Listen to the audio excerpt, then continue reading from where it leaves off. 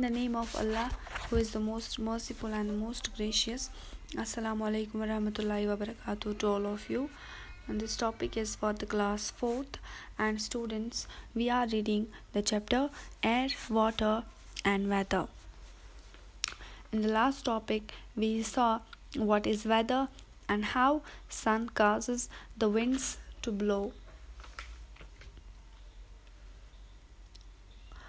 We also read about water, evaporation and condensation, and today we are going to read about dewdrops.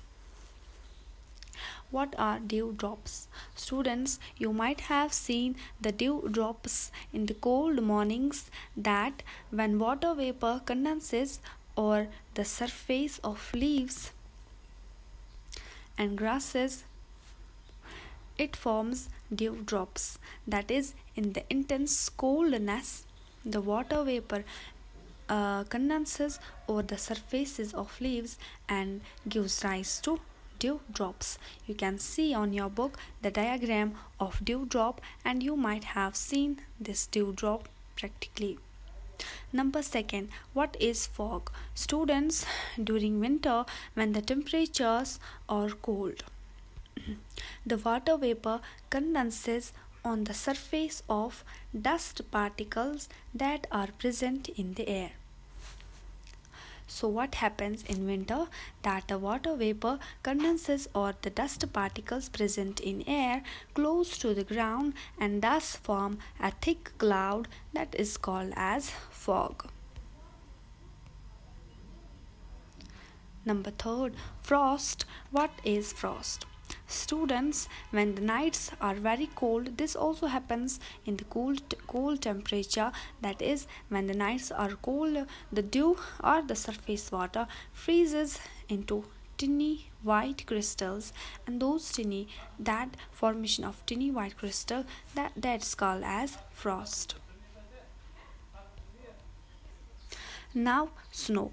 How is snow formed? Students, snow, you know that in the ultimate coldness, that is when the temperature is very cold, the water freezes in the air, and this freezing of water forms crystals of air that falls as snow.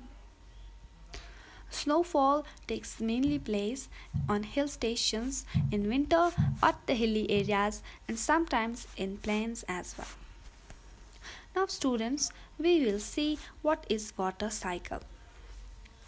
We already read, students, about the evaporation and condensation, and if you will keep that thing in mind, it will be easy for you to understand the water cycle. Students, we read that it is because of evaporation and condensation that causes rainfall.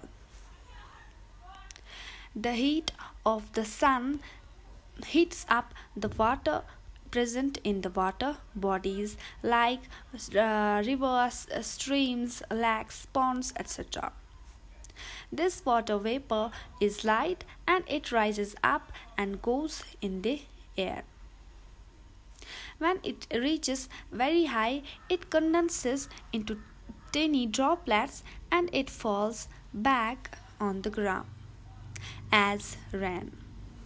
And students, this water goes back to the same water bodies, and this process is called as water cycle. Once again, students, the water present in the water bodies gets the heat of sun and it forms vapor. As this vapor is light, so it goes upper in the atmosphere.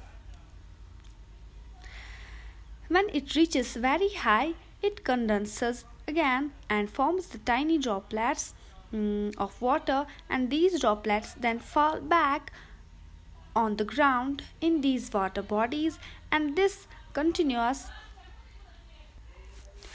evaporation and condensation is called as makes the formation of rain, and this process is called as water cycle. Now students, will deal with another topic, purification of water. Dear students, rainwater is very pure, but when it reaches the ground, it becomes dirty and muddy, and also the poisonous gases or the harmful gases that come out from the vehicles and the factories get mixed up with this water and pollute it. Students, the household garbages that come out from the houses, they also people also throw them in the different river bodies or different water bodies, and hence this water thus the water bodies get polluted due to the the activities of man, and also due to the harmful chemicals that come out through the factories. So, students, those substances that make the water unfit for drinking purposes, those substances are called as impurities. Students, we know that we need water for different purposes, and we need to clean this water before drinking. So, the cleaning of water can be done by the following ways. Students, the first process of purification of water is sedimentation and decantation. Students, when insoluble impurities like the sand and mud are present in water, we purify water by this process, that is sedimentation and decantation. The procedure is, students, we have to let the water stand in a glass for some time. This water, after standing for some time, what will happen? The mud and the another insoluble impurities will settle down to the bottom, and this process is called as sedimentation. Now slowly you have to pour this water, that is this, into another glass without disturbing the sediment or the settled impurities. This water that you pour into another glass, this is called as decanted water, and the process by which water is transferred from one container to another without disturbing the sediment, this process is called as decantation.